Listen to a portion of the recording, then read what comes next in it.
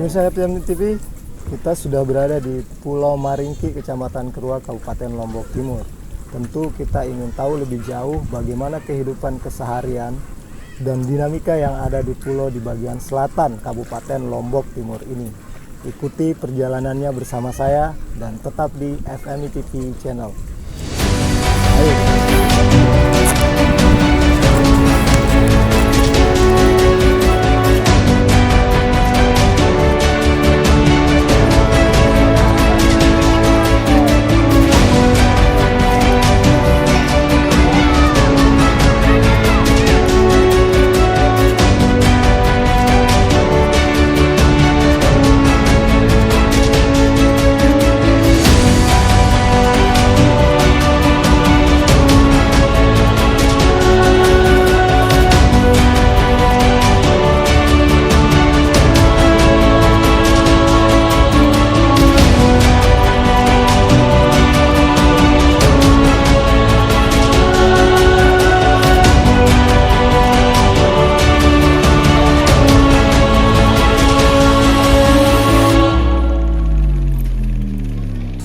Banyak hal yang bisa kita temukan di Pulau Maringki. Selain kehidupan sosial, kehidupan keseharian nelayan dan aktivitas lainnya di pulau seluas 6 hektar yang berada di selatan Kabupaten Lombok Timur ini. Salah satunya saya sedang berada di booth evakuasi yang dahulunya merupakan sumbangan dari Kementerian Sosial Republik Indonesia pada tahun 2008, namun dialihfungsikan ke tempat dan wilayah lain. Lalu kemudian karena kebutuhan masyarakat Pulau Maringki melakukan hearing ke Dewan Perwakilan Rakyat Daerah Kabupaten Lombok Timur, dan baru pada tahun 2020 booth evakuasi ini dikembalikan ke tempat ini. Namun sayang sekali mesin yang diberikan dalam kondisi kurang baik dan kegiatan evakuasi dan juga operasional booth ini tidak bisa berjalan karena keadaan dan operasional, begitu juga perawatan dan juga mesin yang tidak ada. Dan hari ini booth evakuasi ini terpaksa harus dinaikkan ke darat. Otomatis kegiatan evakuasi, kegiatan kemanusiaan dan kebutuhan lintas pulau di tempat ini tidak bisa berjalan. Dan hingga hari ini dari informasi yang kami himpun, tidak ada perhatian, maintenance dan juga dukungan dari instansi terkait untuk kembali memfungsikan booth evakuasi ini sehingga bisa bermanfaat untuk masyarakat yang membutuhkan. Di mana hal ini tentu menjadi perhatian dan atensi serius dari banyak pihak. Semoga nanti ada solusi tentunya dari pemerintah sehingga booth evakuasi ini bisa membantu melakukan kegiatan-kegiatan evakuasi, melakukan kegiatan-kegiatan kemanusiaan yang bisa membantu kehidupan keseharian masyarakat di Pulau Maringki dan pulau-pulau sekitarnya terluar di Kabupaten Lombok Timur bagian selatan. Ayo kita telusuri bersama dalam Discover Lombok Timur. Saya akan mencoba mewawancarai warga yang mengetahui seluk-beluk tentang booth evakuasi ini. Masih di Pulau Maringki dalam acara Discover Maringki. Tetap di FMI TV Channel.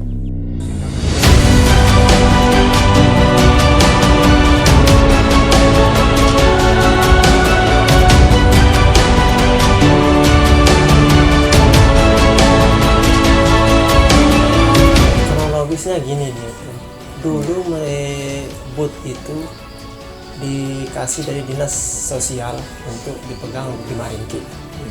Itu Tagana yang pegang.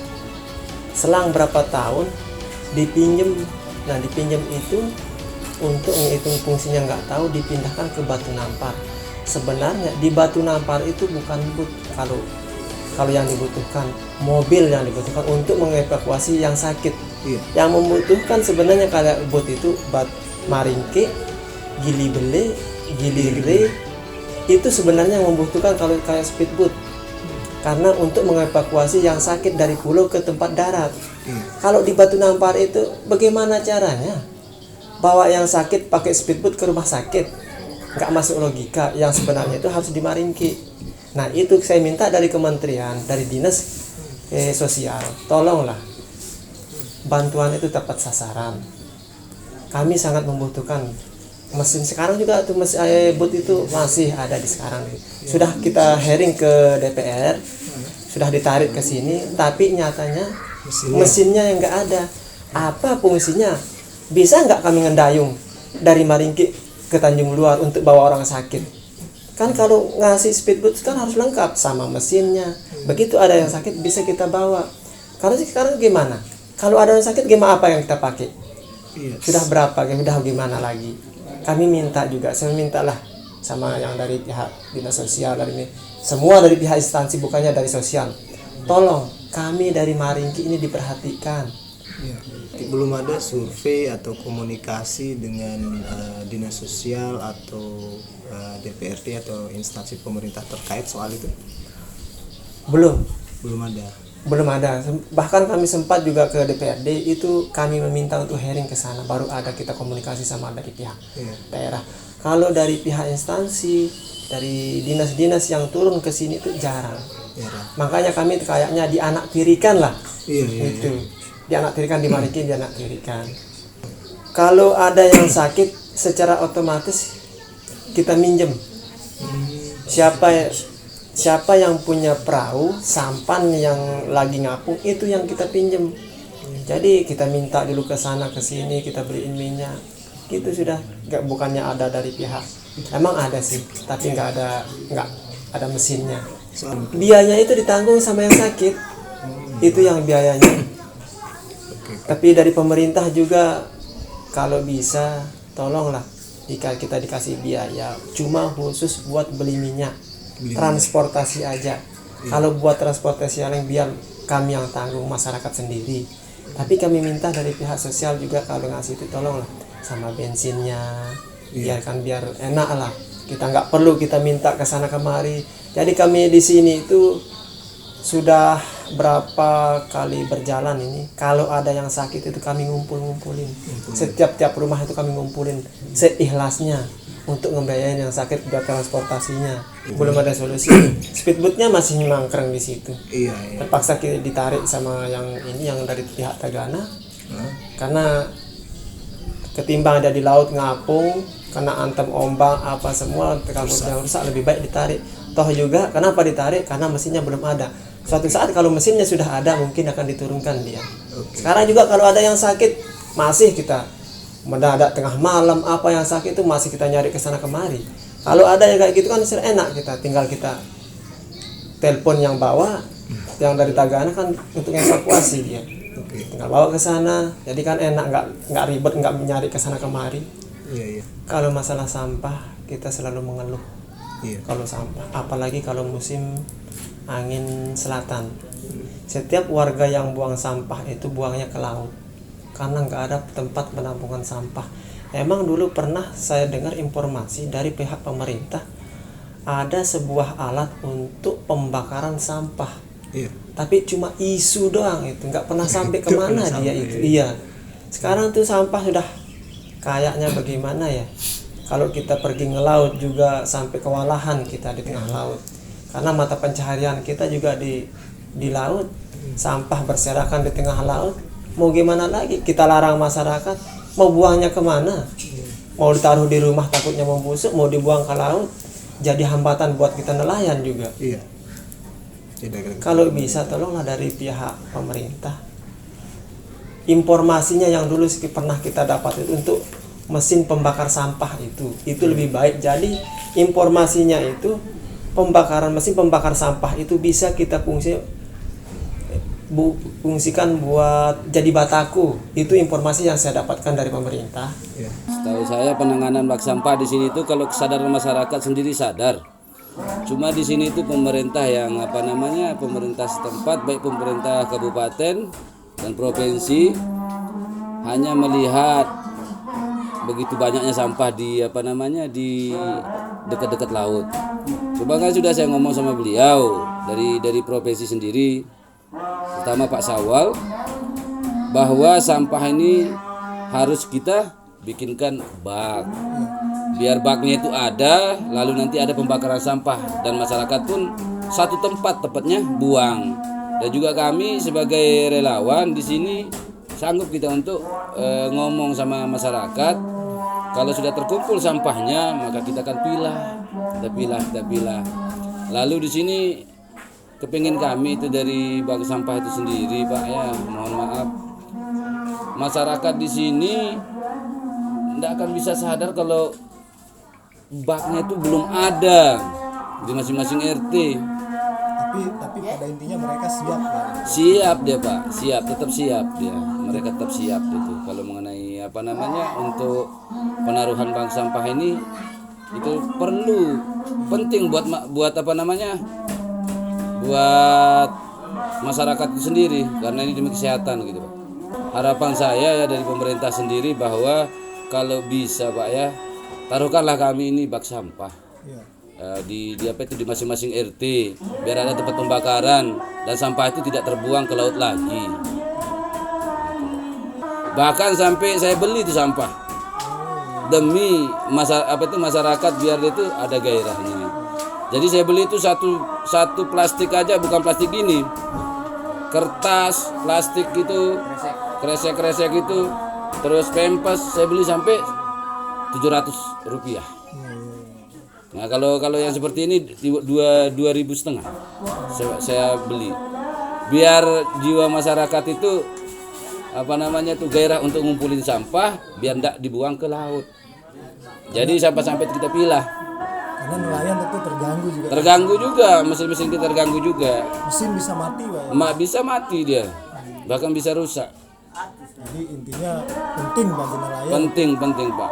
Apalagi di sini ya, kambing-kambing makan sampah juga. Nggak saking banyak sampah. Nggak ada yang kelola begitu. Jadi dari dulu saya utamakan mengenai sampah begitu, Pak. Karena kita ada di tengah laut, jadi untuk fasilitas ke bawah ke darat itu susah. Jadi bila perlu ada pengolahan sampah dan juga ada dukungan dari pemerintah sendiri, Pak. Itu 2017. Begitu 2017 ada itu di shooting di bawah laut.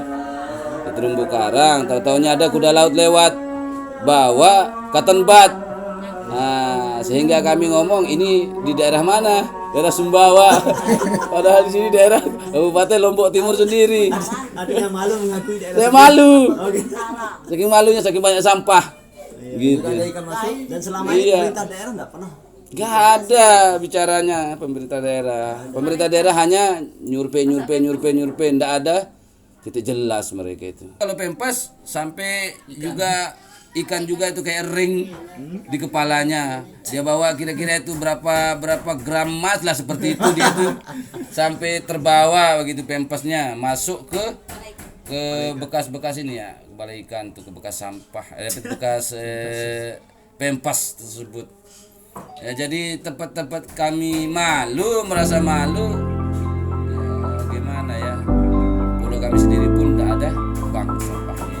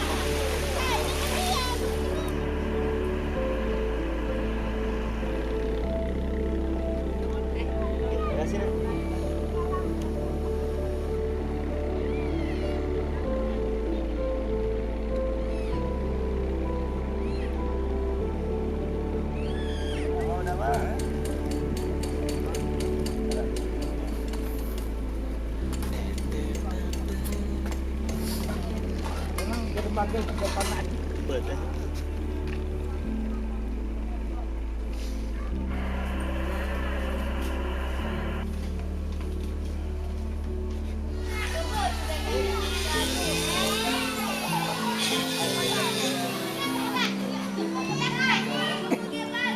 sudah aslinya penjaring ini.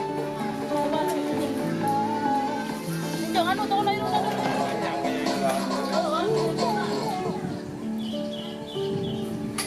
Itu kan dilakukan, yang melakukan.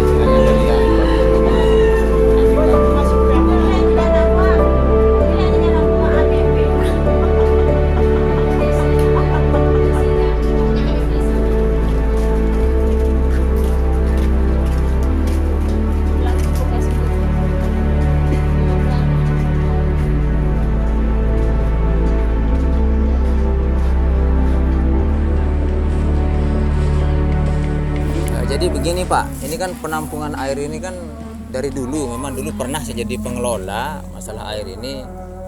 Kita di sini masih sangat kekurangan air sih sebenarnya. Dan juga yang lebih herannya lagi, di sini tempat penampungannya kok meterannya ditolong-elong. Kadang-kadang pengelola yang sekarang juga bingung. Kenapa dia bingung? Masalah penyetoran untuk bayar air itu tidak sesuai air yang keluar sampai Maringki dengan putaran meteran yang di sana. Sekarang dari Tolongalang ke Maringki berapa kilo dia? Apa wajar seperti itu ditaruh kilometer di sana? Kenapa kok tidak pemerintah biar di Telongelong itu ada istilahnya kilometer sebagai alat kontrol, taruhlah di Maringki 1 kilometer supaya mana yang keluar dari meteran itu itulah yang murni yang dibayar oleh masyarakat. Tapi kan kenyataannya enggak.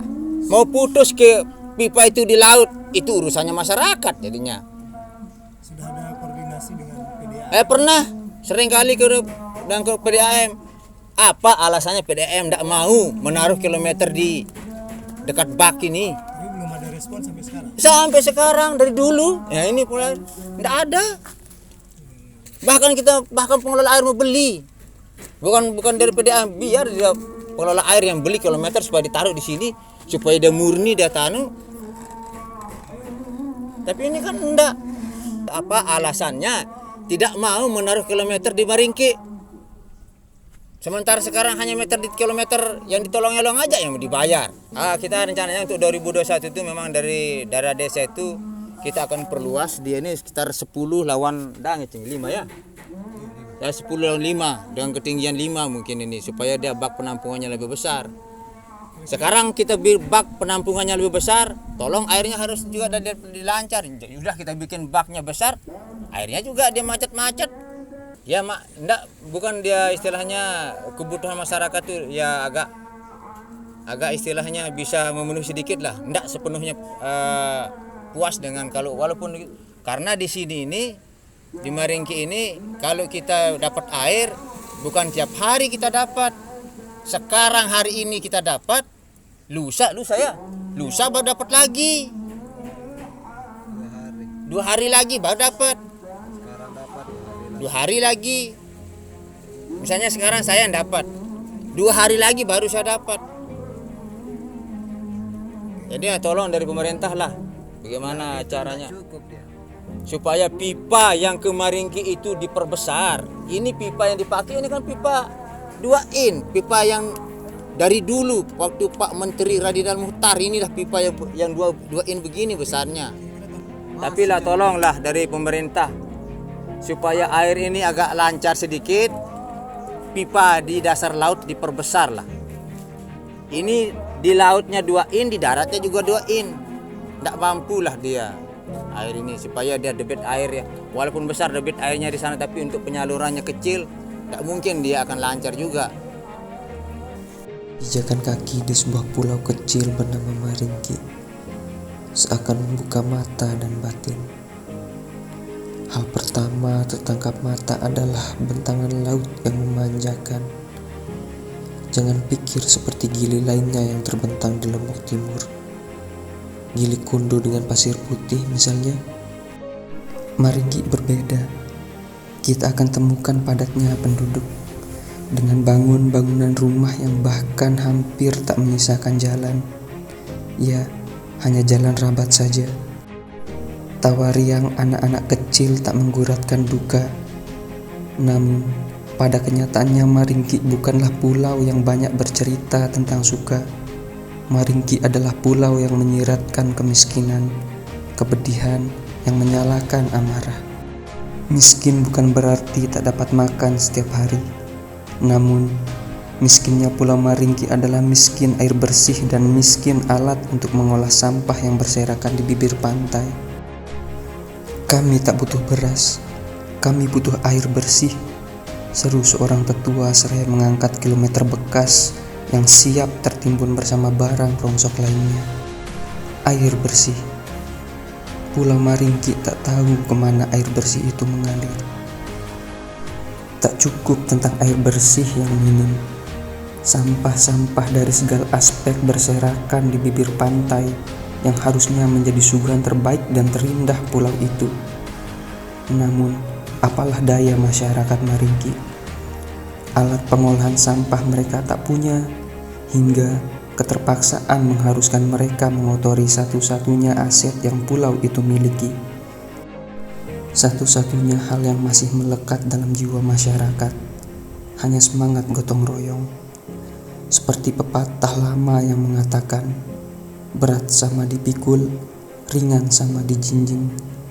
Barangkali itulah pegangan para penghuni Maringki. Tak ada yang bermain kata upah. Sekali ajakan tersuarakan, pekerjaan pun terselesaikan.